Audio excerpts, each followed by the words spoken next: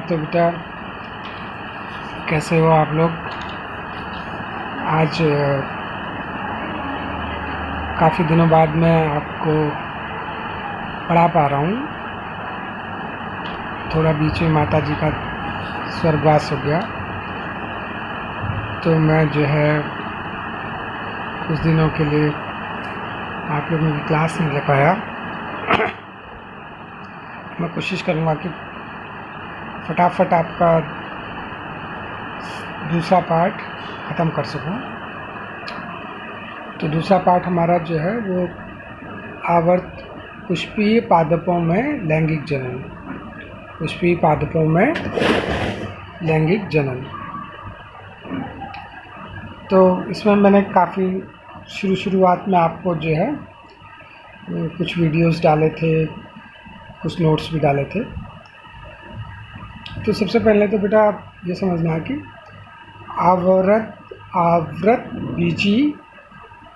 आवृत बीजी पौधे किसे कहते हैं। अंग्रेजी में इन्हें हम कहते हैं एंजियोस्पर्मिक प्लांट्स। Angiospermic plants. तो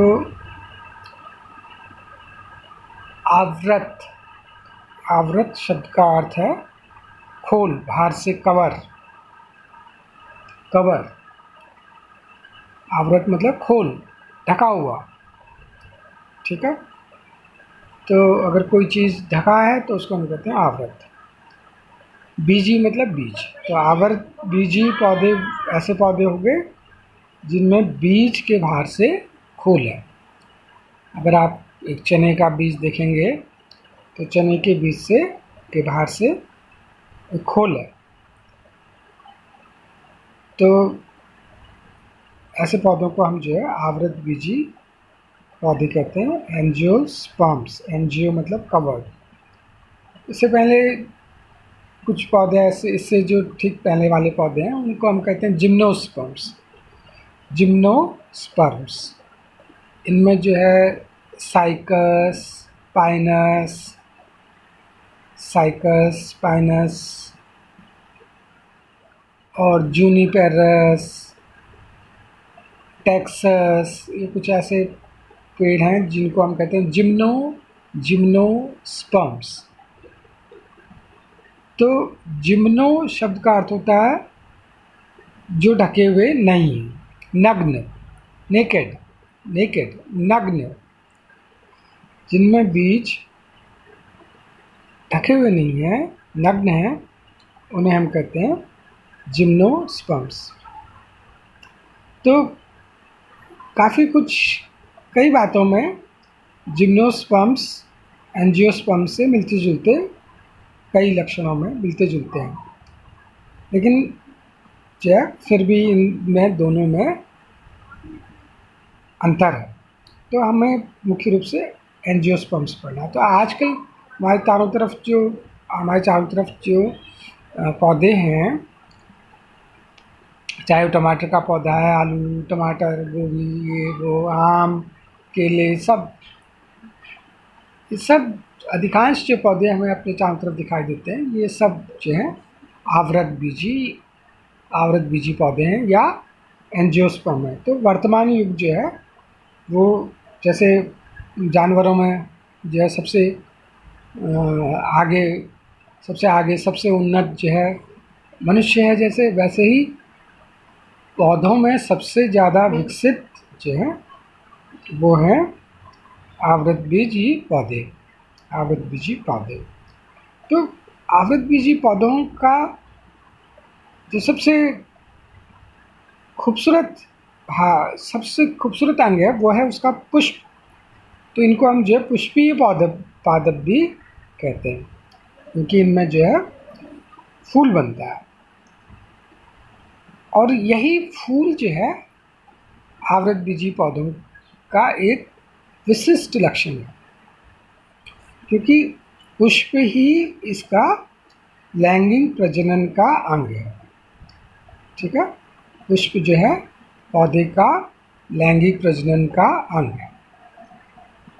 अब ये आपने देखे हैं पुष्प जो है बहुत से किस्म के हैं, रंग बिरंगे, इनमें खुशबू भी बहुत होती है।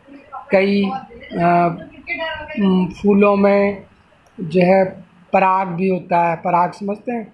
जो है जिससे शहद बनता है, जिससे मधुमक्खियाँ शहद बनाती हैं, जो रस मधुमक्खियाँ चूसती हैं उसको हम कहते हैं पराग। तो ये पराग देखो जो है कितना प्रलोभन दे रहे हैं, पुष्प जो है कितना लालच दे रहे हैं कि मक्खियाँ उन तक आएँ, मधुमक्खियाँ आएँ और वो उनसे पराग ले जाएँ, खुशबू के लिए आएँ, रंग के लिए आएँ। तो इसलिए फूल जो है बड़े खूबसूरत होते हैं। क्यों? ताकि कीड़ों को अपनी तरफ को, मधुमक्खियों को, मक्खियों को, इनको अपनी तरफ को आकर्षित कर सकें।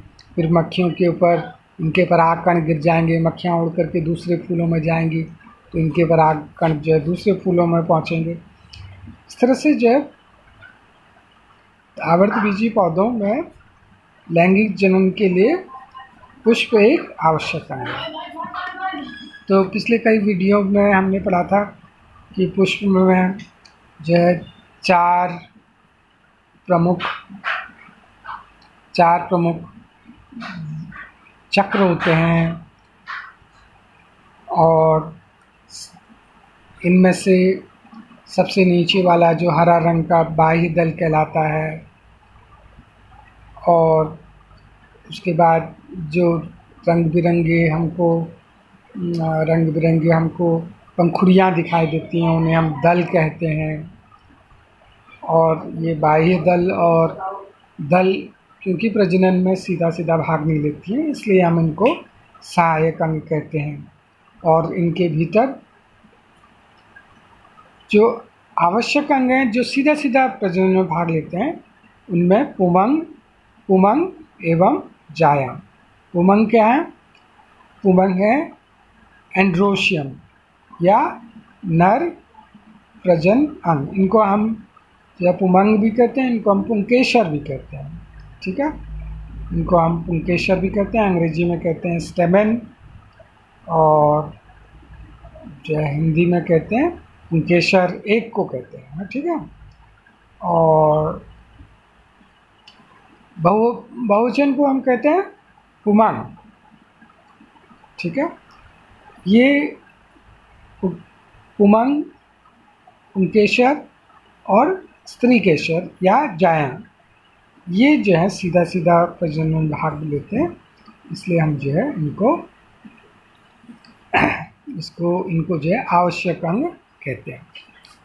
और जिन फूलों में ये चारों चक्र होते हैं, बाह्य दल, पुमंग और जायंग, ये चारों चक्र जिस फूल में होते हैं उसे हम जो है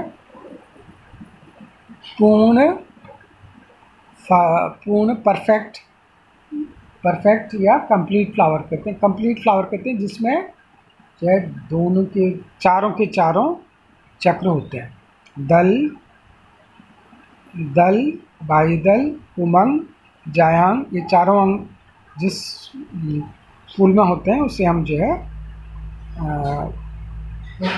कंप्लीट फ्लावर कहते हैं, पूर्ण पुष्प। और जिसमें जो है कोई भी एक नहीं है तो उसको हम कहते हैं अपूर्ण पुष्प।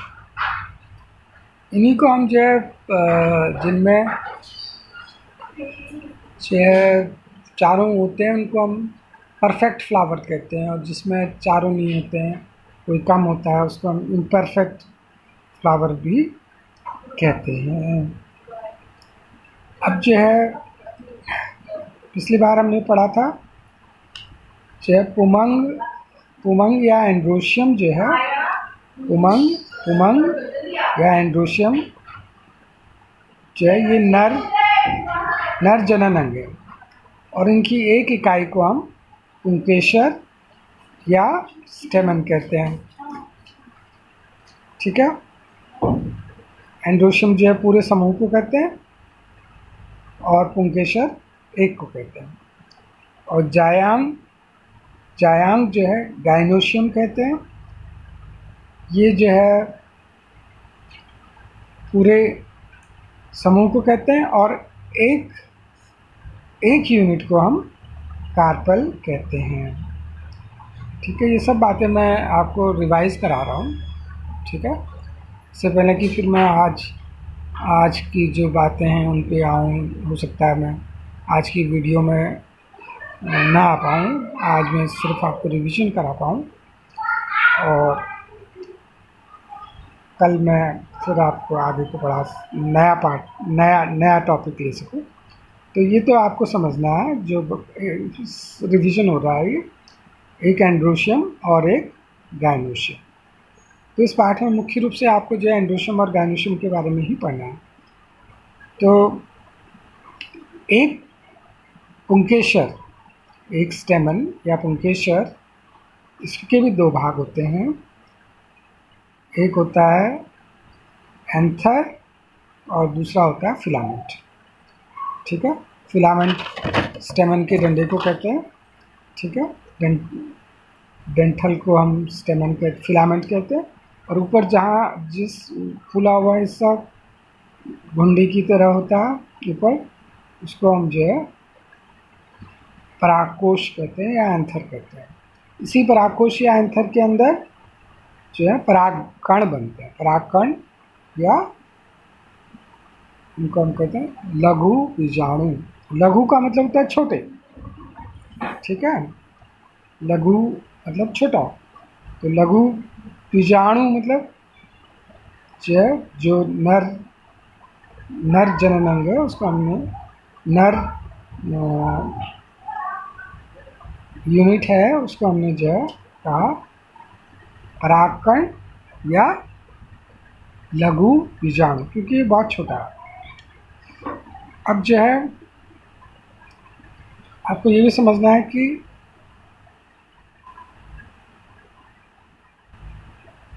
जो स्त्री केसर है, स्त्री केसर में जो है ये 3 भागों में बटा हुआ है।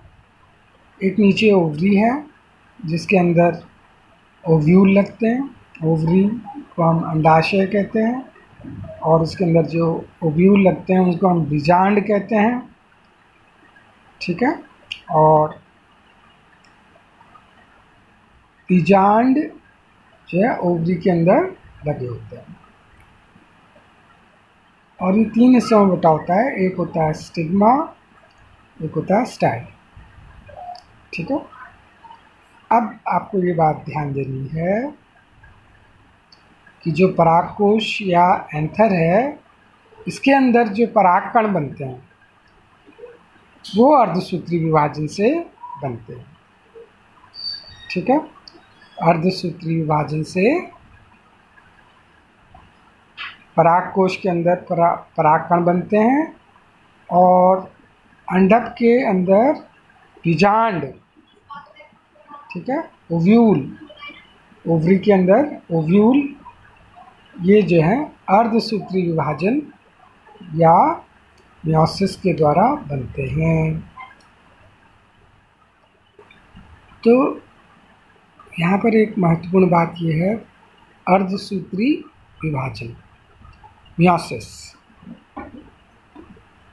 आपने इससे पहले की क्लास में 11th में आपने पढ़ा है कि 2 तरह की कोशिका विभाजन होते हैं। एक होता है सूत्री विभाजन और एक होता है अर्धसूत्री विभाजन। ये आपने जो है 11th क्लास में 9th में भी पढ़ा है। 9th में भी, यानी कि बायोलॉजी के स्टूडेंट को तो माइटोसिस और मियोसिस अच्छी तरह समझ में आनी चाहिए। तो जब एक छोटा सा बच्चा जो है वो बड़ा होते जाता है तो उसका शरीर में विकास होता है, वृद्धि होती है, ग्रोथ होती है, डेवलपमेंट होता है। तो जब उसका शरीर धीरे धीरे बढ़ रहा है तो क्या हो रहा है, उसकी कोशिकाओं में विभाजन हो रहा है। 1 से 2 बने, 2 से 4 बने, 4 से 8 बने। तो जैसे जैसे वो आदमी बनता जा रहा है तो उसके शरीर की कोशिकाओं में विभाजन होते जा रहा है। तो हमारे शरीर में जो है एक तो हमारे शरीर की कोशिकाएं जिन्हें हम कहते हैं कायिक कोशिका। तो कायिक कोशिकाओं में सूत्री विभाजन होता है। ठीक है। सूत्री विभाजन में एक कोशिका से दो कोशिकाएं बनती हैं। हर एक कोशिका दो में विभाजित होती है, एक से दो, दो से चार, चार से आठ। लेकिन यहाँ पर ध्यान देने वाली बात यह है कि गुणसूत्रों की संख्या समान रहती है, ये कभी कम या ज़्यादा नहीं होती है। जैसे समझ लो एक मनुष्य की कोशिका है, उसमें 23 जोड़े गुणसूत्र के हैं या 46 गुणसूत्र हैं, 23 जोड़े या 46। तो एक कोशिका से जब दो कोशिकाएं बनेंगी तो नई बनने वाली दोनों कोशिकाओं में भी 46 46 46 46 गुणसूत्र होंगे। फिर उससे जब चार कोशिकाएं बने तो चारों में जो है 46 46, चार से फिर 8 बने तो गुणसूत्रों की संख्या समसूत्री विभाजन में बराबर रहती है। तो जब भी कोई पौधा या जानवर वृद्धि करता है, शरीर का विकास होता है उसमें, तो ये जो है माइटोसिस या माइटोसिस कह लीजिए इंग्लिश में, या हिंदी में कहते हैं अर्धसूत्री विभाजन। ठीक है, सॉरी, माइटोसिस को कहते हैं समसूत्री विभाजन।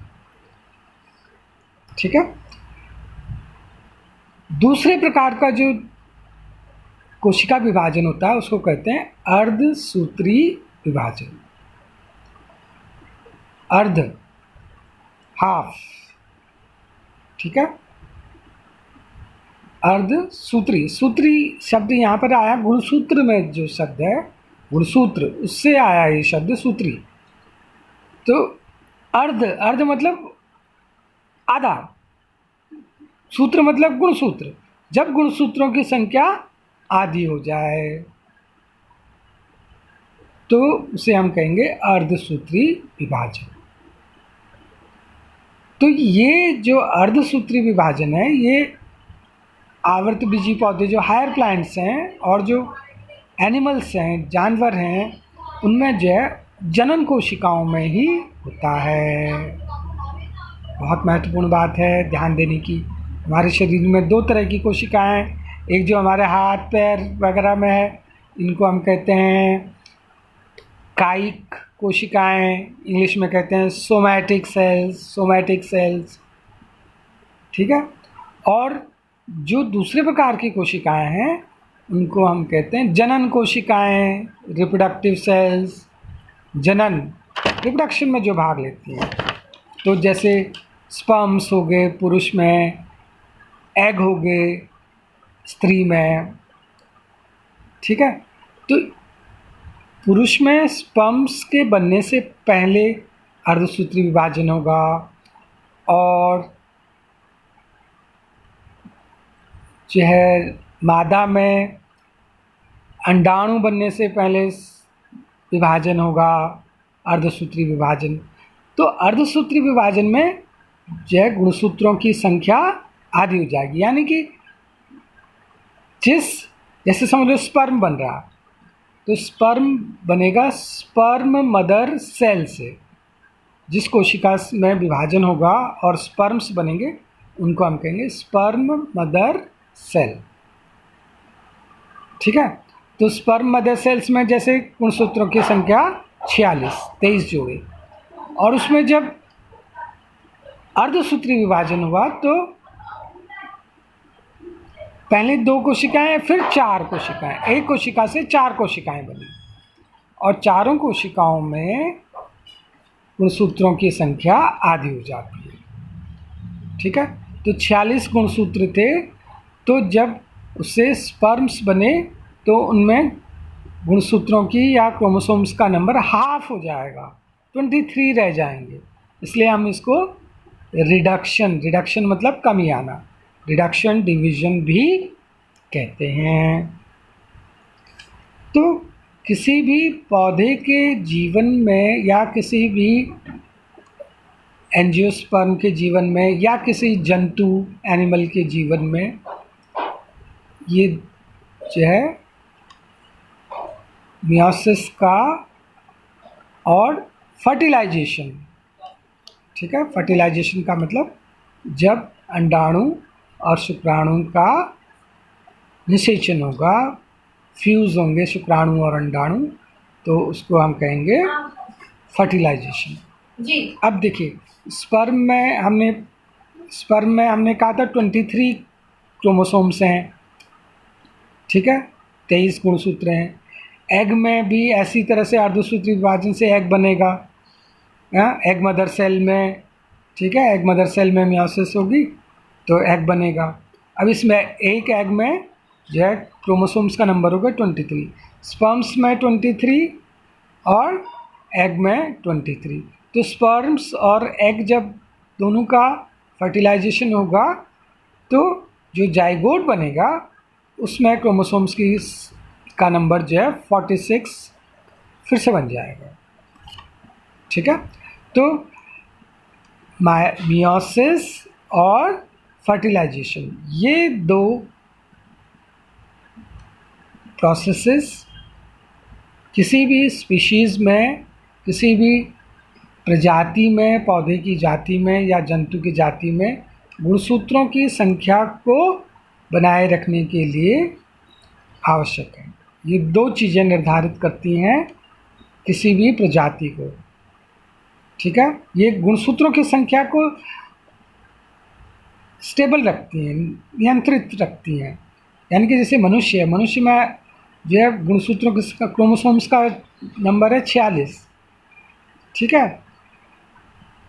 तो जितने भी मनुष्य हैं, चाहे वो अमेरिका में है, चाहे अफ्रीका में है, चाहे कहीं भी हैं, सबकी कायिक कोशिका में 46 गुणसूत्र होंगे,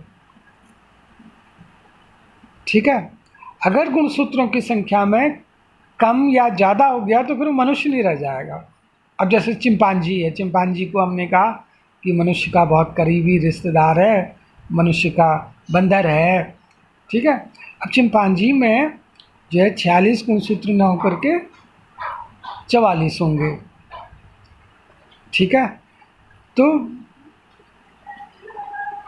गुणसूत्रों की संख्या में अगर जरा से भी बदलाव आएगा तो आदमी न रह करके वो बंदर हो गया, 44 हो गए तो बंदर हो गया, चिंपांजी हो गया। हर एक प्रजाति में गुणसूत्रों की संख्या निश्चित होती है, ये उस जाति का विशेष लक्षण है गुणसूत्रों की संख्या। तो अगर जो है ये निषेचन और अर्धसूत्री विभाजन ये दोनों मिलकर के जो है गुणसूत्रों की संख्या को प्रत्येक प्रजाति में निश्चित रखते हैं। गुणसूत्रों की संख्या कम होना या ज़्यादा होना जो है ये गड़बड़ कर देगा। तो ये दो शब्दों को समझिए। और जनन वाले पार्ट में मुख्य रूप से अर्धसूत्री विभाजन कहाँ पर हो रहा, ठीक है, कहाँ पर अर्धसूत्री विभाजन हो रहा है इसको समझिए, ठीक है। किसी पौधे में जाइगोट में मियोसिस हुआ तो हमने कहा जाइगोटिक मियोसिस, किसी में स्पोरोफाइट में मियोसिस हुआ तो हमने कहा स्पोरिक मियोसिस, किसी में जब गैमीट्स बनते हैं तो उसको उस समय मियोसिस होता है, हम उसको कहते हैं गैमेटिक मियोसिस, ठीक है। तो इस वीडियो में मैं इतना ही रखूँगा क्योंकि काफ़ी लंबी हो जाएगी, आगे हम नेक्स्ट वीडियो में बात करते हैं। थैंक यू, पढ़ते रहिए, आगे बढ़ते रहिए।